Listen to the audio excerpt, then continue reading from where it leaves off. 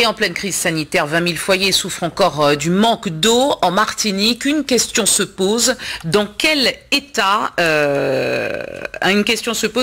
se trouvent nos canalisations? Depuis plus de 2 ans, un riverain à Fort-de-France attire l'attention des pouvoirs publics sur une casse qu'il a observée non loin de son entreprise, une situation qu'il dénonce en pleine pénurie d'eau. Christophe Arnerin et Marc-François Calmont. C'est une eau qui coule en permanence depuis plus de 2 ans, même en période de sécheresse, qui a attiré l'attention de Max. Suspicieux, ce garagiste a tenté de contacter à plusieurs reprises les équipes d'Odyssey, sans succès. Je suis fatigué d'appeler et pas de réponse, rien du tout. On me dit toujours qu'on va faire remonter. Et en réalité, je vois au jour d'aujourd'hui, il n'y en a rien en fait.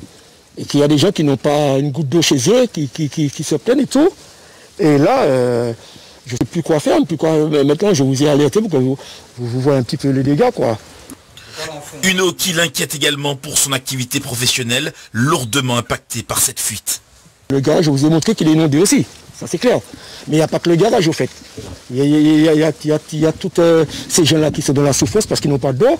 Et là, je vois qu'il y a un gaspillage énorme. Et j'ai l'impression qu'on ne peut presque même plus me répondre au téléphone, quoi, en fait.